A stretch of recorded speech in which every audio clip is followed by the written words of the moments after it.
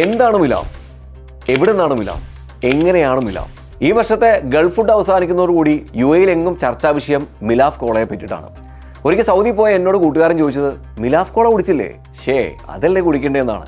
ഇനിയിപ്പോൾ എന്തായാലും ഈ കോള കുടിക്കാൻ സൗദി പോകേണ്ട കാര്യമൊന്നുമില്ല.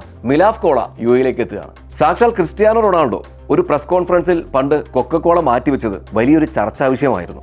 കൊക്കക്കോളയുടെ മാർക്കറ്റ് കുത്തനെ ഇടിഞ്ഞു. അദ്ദേഹത്തോട് ചോദിച്ചപ്പോൾ അദ്ദേഹം പറഞ്ഞത്, ശരീരത്തിന് ഹാനികരമാകുന്ന ഇത്തരം കോളകൾ കുടിക്കാറില്ല എന്നാണ്. ഇതുപോലെ പണ്ടൊരിക്കൽ വിരാട് കോഹ്ലിയും പറഞ്ഞിട്ടുണ്ട്, ഇത്തരം സോഫ്റ്റ് ഡ്രിങ്ക്സിന്റെ പരസ്യത്തിൽ ഞാൻ അഭിനയിക്കാറില്ല എന്ന്. ഈ ഇതിഹാസങ്ങൾ ഇങ്ങനെ പറയുമ്പോൾ അതിലെന്തോ കുഴപ്പമില്ലേ? എന്നാൽ അങ്ങനെ ചിന്തിക്കുന്നവർക്കായിട്ട് ആരോഗ്യത്തിന് ഹാനികരമല്ലാത്ത സഹായകരമാകുന്ന ലോകത്തിലെ ആദ്യത്തെ ന്യൂട്രീഷണൽ കോള എന്ന ടാഗിലാണ് സാക്ഷാൽ മിലാഫിന്റെ വരവ്. കാരണം ലോകത്തിലെ ഏറ്റവും നല്ല ഡ്രൈ ഫ്രൂട്ടായ ഈന്തപ്പഴത്തിൽ നിന്നാണ് മിലാഫ് കോള ഉൽപ്പാദിപ്പിക്കുന്നത്. സൗദി ആസ്ഥാനമായുള്ള മിലാഫ് കമ്പനിയാണ് കഴിഞ്ഞ വർഷം റിയാദ് ഡേറ്റ് ഫെസ്റ്റിവലിൽ ഈ കോള ഇൻട്രൊഡ്യൂസ് ചെയ്തത്. സൗദിയിലെ പബ്ലിക് ഇൻവെസ്റ്റ്മെന്റ് ഫണ്ടിന്റെ കീഴിൽ പ്രവർത്തിക്കുന്ന അൽ മദീന ഹെറിറ്റേജ് ആണ് ഈ കോളയുടെ കണ്ടുപിടുത്തക്കാർ. എന്തായാലും മിലാഫ് UAE മാർക്കറ്റിൽ ഒരു തരംഗം സൃഷ്ടിച്ചാൽ അത്ഭുതപ്പെടാനൊന്നുമില്ല.